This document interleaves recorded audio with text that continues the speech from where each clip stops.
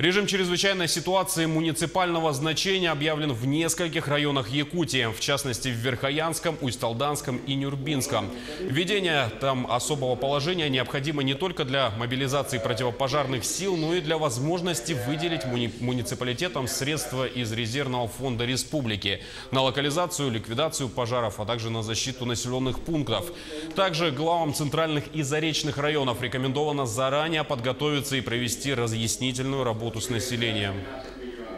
На территории Верхоянского района 12 пожаров, из них 5 локализовано и 10 пожаров они возле населенных пунктов. Поэтому мы приняли решение объявить ЧС межмуниципального характера, чтобы мы могли оказать поддержку из республиканского бюджета. До этого мы выделяли 10 тонн топлива, мотопомпы.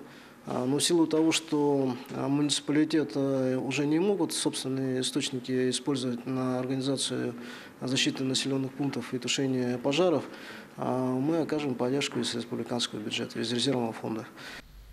Но пожары действуют и в других районах. На сегодня действует 8 на общей площади 417 гектаров. Помимо названных выше Верхоянского, Усть-Алданского и Нюрбинского, есть, но уже локализованные в Нерюнгринском и Усть-Майском районах.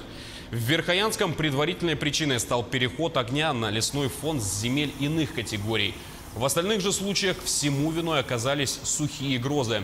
В ликвидации тушений задействованы 260 человек. Это и пожарные, и авиалесоохрана, и добровольцы, а также 16 единиц техники.